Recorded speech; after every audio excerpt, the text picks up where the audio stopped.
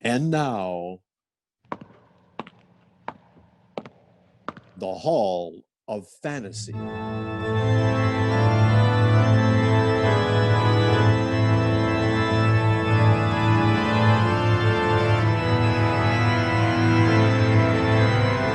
Welcome to the story dedicated to the supernatural, the unusual, and the unknown. Come with me, my friends. We'll descend into the world of the unknown and forbidden, down to the depths where the veil of time is lifted and the supernatural reigns as king. Come with me and listen to a tale of the Shadow People. Somewhere along the line of your life, you've met them. You have come in contact with them. The Shadow People. When did we first discuss it? Oh, yes. Brian, ELAINE, and I. It was in my apartment. There was only one light on in the entire place. ELAINE, what's the matter? Oh, it's silly, I know, but I thought I saw something in that doorway over there. Where are you going, David? Over to the archway. Just to let you know that there's nothing here. Are you satisfied that there's no one else here but us? Yes, I'm sorry. I thought that... All right. No, leave the overhead light on. What? I'm sorry. I thought that... Put him back on, David, please. All right, fine. All right. There it is, ELAINE.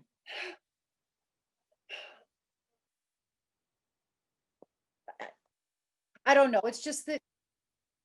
I don't know. Well, tell us about it, ELAINE. What's bothering you? You promised that you won't laugh at me. Of course not. No. Brian. Well, ELAINE, I'm your brother. If something's troubling you, I'd like to know about it. All right then. The reason I was so upset was the fact that I saw someone or something standing in that archway. But ELAINE, David showed you that there was no one else in here. When the lights were on, you saw for yourself that we were alone. I am not talking about something that you can see in the light, Brian. I'm not talking about a human being. Then what are you talking about, ELAINE? In darkness, I saw something that can't be seen in a lighted area. And I've seen it several times before. You're sure you're not imagining this, ELAINE? Oh, I don't have that good of an imagination, Brian.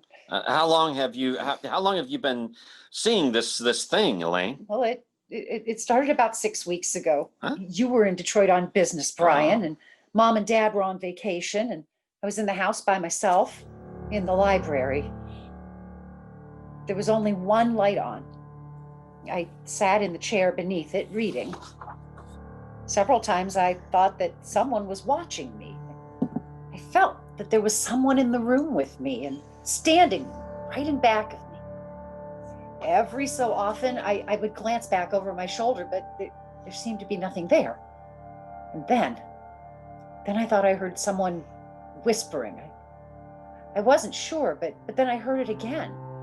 I got up and I looked all over the house. Now, I'm not easily frightened, you know that, but out in the hallway, it was almost entirely black. Now, luckily, I was near a light switch. I looked back over my shoulder and I saw this huge, hulking shape for the first time, and I heard a voice, or rather the whisper of a voice. I couldn't distinguish words, but that dark shape seemed to be moving toward me. My hand was on the light switch and I turned it on, and the minute the light flooded the hallway, the shape was gone. There was nothing there. I was alone again. As long as there's light, I know it can't hurt me. I know it can't reach me. Well, you might have imagined it, you know? Oh, of course that's possible, but I'm sure I didn't. It was so real, that shape in the darkness. It really was the very essence of evil itself.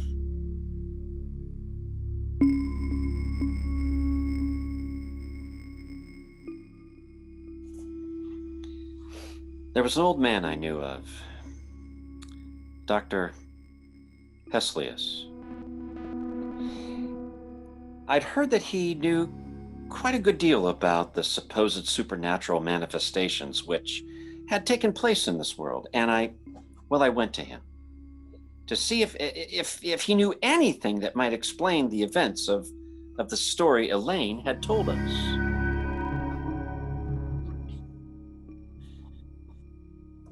But when the light was on, the dark form disappeared. And that's the story, sir, as much of it as I can remember. I see. It's a very strange story you tell. Now, may I ask why you come to visit me? Well, I understand, Dr. HESSELIUS, that you have a great knowledge of the supernatural manifestations which have occurred on the earth. Great knowledge, Mr. Drake? No, hardly that. I have only scratched the surface in my years of study. Perhaps I can help you, then again, perhaps I cannot. Anything you can offer would be greatly appreciated, Doctor. You say she seemed to hear the whispered voices. Well, yes, that's what she says. I see. A moment, please. I have a book in my files. Yes, here it is. I believe this is the one, yes. Perhaps I may be able to help you after all. Let me see. This is a very ancient book, Mr. Drake. I seem to remember. Yes. Here's the account of a happening such as you relate. And we shall live on the earth, and they shall not see us. Yet it has been foretold by the ruler of the darkness. They who live by day and retire to sleep by night shall never know that we walk with them, that we watch them, that we wait for our chance. Only in the night will they see us, for in the daylight we are not seen. Only in the night, when the darkness grows together, and the forms of the shadow people are shaped from the blackness, they will know of us, and they will know that we are their companions, for we are the shadow people. I know I have read something similar to the story you have told me, Mr. Drake. Dr. HESSELIUS, what can we do? Well, give me a little time. Let me see if I can find more references to these people of the darkness. One more thing, Mr. Drake. Yes. Be sure that your fiancée is never left alone at night. Be sure there is some living thing, animal or human, which accompanies her every second of the night, for she is in danger, Mr. Drake. Terrible danger.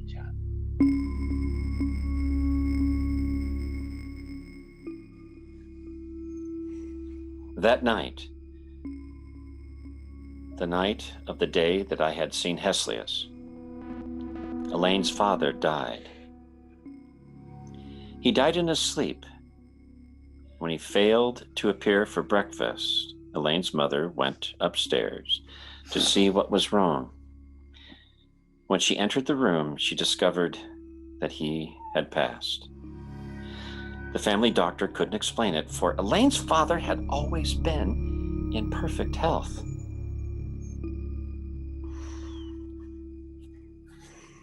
A few weeks later, I was out at the house spending a weekend with them. I glanced at the clock on the mantle, and it showed 11.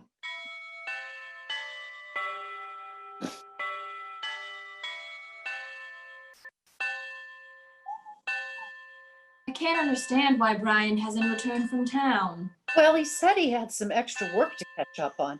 He told me this morning that he might be late. Well, 11 o'clock. I'm going upstairs. Glad you came out, David. Good seeing you again. It's a pleasure to be here, ma'am. Well, don't stay up too late. See you both in the morning. Good night. Good night, Mom. Good night, Mrs. Davis. She isn't the same, David. Ever since Father died, she hasn't been the same. I didn't realize that until tonight. She has changed. I only hope that she'll start living again. Ever since he died, it seems that part of her died with him. Well, I only hope that... What's that? It came from upstairs. Well, come on. Oh. You don't think? I don't know what to think. I only hope that... Oh, David, if anything's happened to her... We'll see in a moment. There's no light in the room. You wait here, ELAINE. Where's the light? Over to your left. All right. David, what's wrong? Why don't you leave the light on? ELAINE, just... Your mother... She's dead.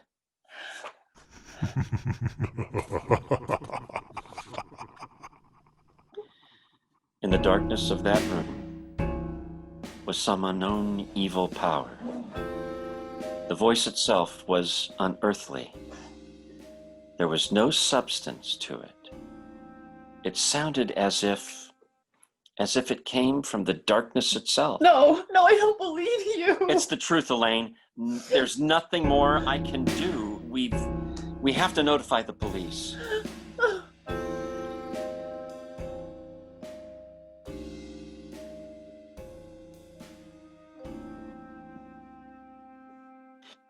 After the burial, Dr. HESSELIUS got in touch with me.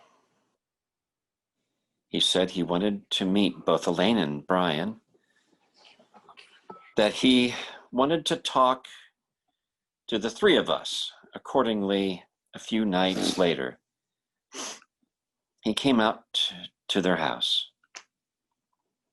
Miss Davis, will you tell me just when you saw the first manifestation? The night Brian was in Detroit. Now, Miss Davis, have you ever seen this apparition in the company of other people? You have never seen it? Yeah. No, that night at David's apartment. Ah, right. Now I'll tell you what I think. You are in deadly danger, Miss Davis. These beings want to claim you. So far, they have had no success. Only in the darkness do they have power. Little by little, step by step, they have been removing the obstacles in their way to reach you. First, your mother, and then your father, Miss Davis. Both died in the same fashion, in the darkness. Death struck at them. Now, tell me, do you feel their presences here in this room as I talk to you? Yes. Turn out the lights, Brian. But I don't know if... Stand by this switch if you please, Brian. If anything happens, turn them back on. All right. Dr. HESSELIUS, I don't think... Do you want me to continue working with you? Yes, sir. All right then. Brian, turn off the lights. Yes, Doctor.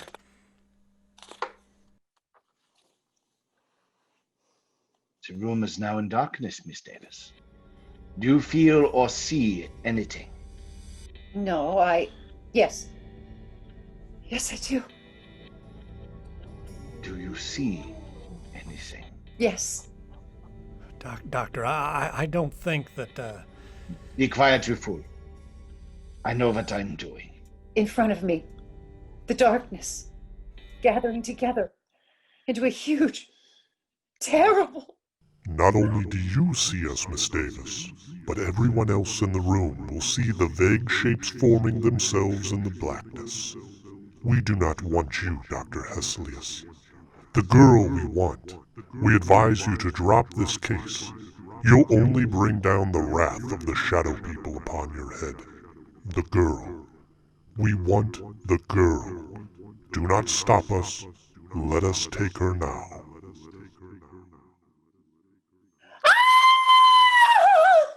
The lights! Turn on the lights! They're gone. They're gone. Miss Davis, are you all right? Yes, I am. Just as she said, the darkness, I saw it. It formed into something, too. It was there. So did I. What are we going to do, Dr. HESSELIUS? At the present moment, I do not know. But this much I do know. You must leave this house immediately. You must try to get out of their reach. I don't know if that is possible. I hope it is. I shall have to return to my home. I must learn if there is some other manner by which we can defeat these creatures. For the moment, leave this house. Dispose of it in any manner you see fit, but leave this house.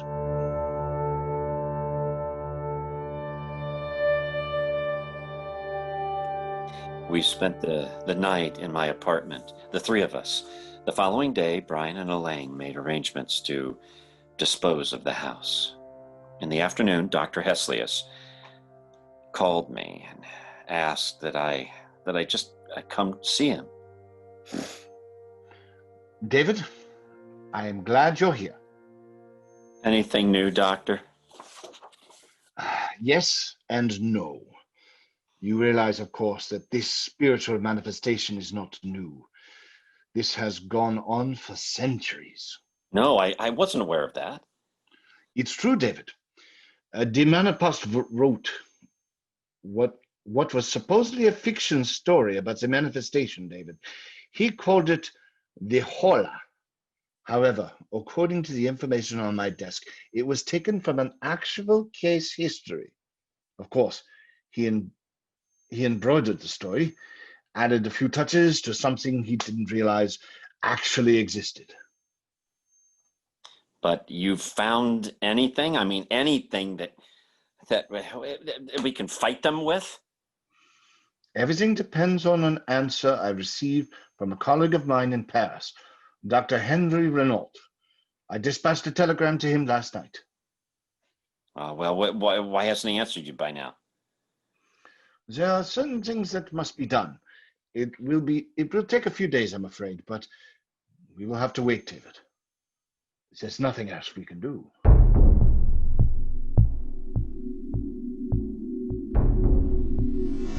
In the next few days, the house was sold and Brian and ELAINE moved into a newer, more modern home, a few miles from my apartment.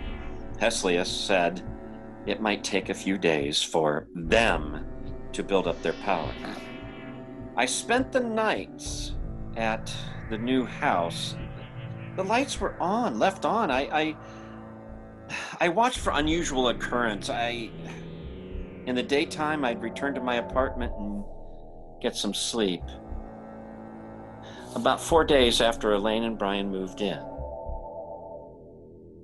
I was home when HESSELIUS phoned me. Hello? David? Yes, Dr. HESSELIUS? I have to tell you this, David. What's the matter? What's wrong? They were a step ahead of me, David. I just received word that Renault died or was killed at the very moment I sent that telegram to him. What? Wait,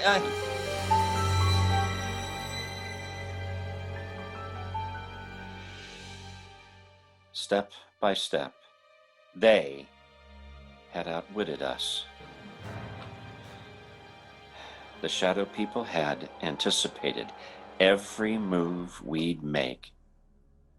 Even Dr. HESSELIUS was at a loss as to what to do. He agreed to meet me at the Davis house.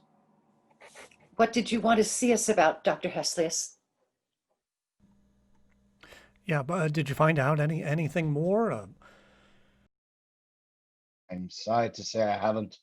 At the moment, I'm at a complete loss. I don't know what to do. What did you want to see us about this evening? Merely to check to see if everything else has happened, if anything else has happened, Miss Davis. Have you seen or heard anything? Well, not in the house, only in my dreams. Your dreams? Yes, when I go to sleep at night, in my dreams, in the In the darkness, I see them. Then it has grown worse. Much worse. I was hoping that it would not have progressed so far. There's been no disturbances in this house, but they disturb your sleep, Miss Davis. Now, you must stay awake for as long as you can.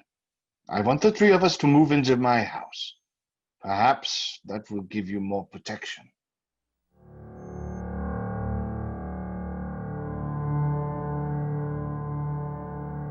That night, we moved over to HESSELIUS' house. Perhaps ELAINE would have more protection there. From there, we might be able to devise some plan of action, some way to beat those beings. For a few days, things were quiet. The shadow people seemed to have withdrawn. For a while, I thought we might have succeeded in thwarting their purpose.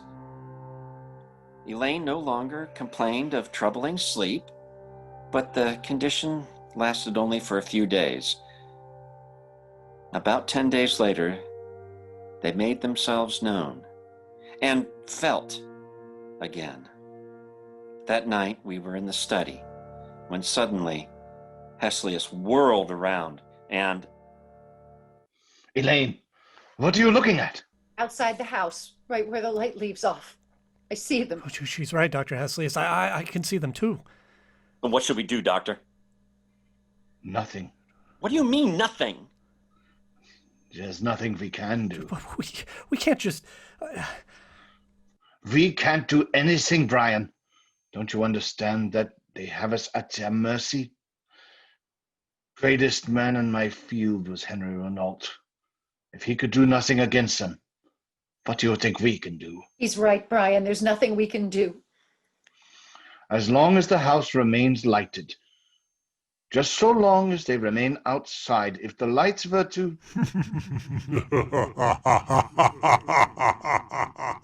That sounds like... The night Mother was killed, the same sound.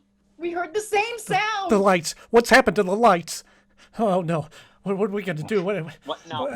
Hey. To find the switch. Hey, just hold Be on. quiet. I don't know. Be quiet, please.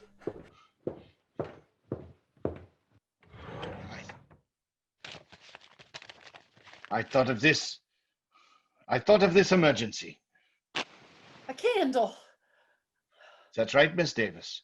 As long as this burns, this one candle will be safe, for they cannot advance into the light.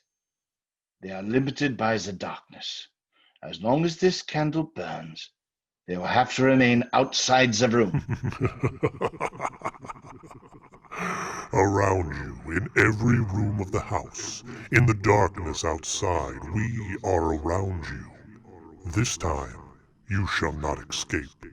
This time, we will claim you. I can't stand it. I'm getting out of here. I've got to go. Brian, I've got to go. Dad! Don't be a fool. I'm going after him. Stay here. No, we can't. Just let him go. We won't have a chance. I doubt if he...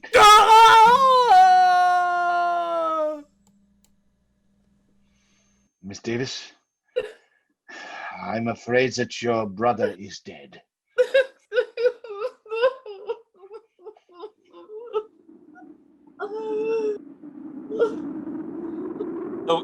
The wind, Doctor. Listen to the wind. I know. Yes, Doctor. Listen to the wind. You must realize by now that the three of you haven't a chance. You must know in your minds that we can destroy you at any moment we desire. But Dr. HESSELIUS, you may still save your own life. Let the others go. Give them to us. No. No, you have to take all of us. Shall we destroy your life? Shall we move in on you now? As you wish. Do as you will.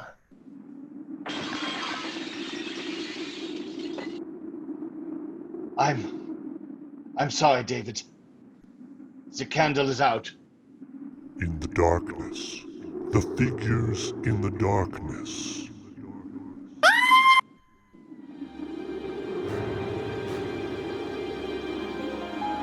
We warned you, HESSELIUS. You and the others are dead now, and we live on the earth, and man in the day shall not see us. They will know that we wait for our chance, that we walk with them. Only in the night, when the darkness grows together, and the forms of the shadow people are shaped from the blackness, will they see us. Then they will know that we are their companions. Look next to you, there, in the shadows.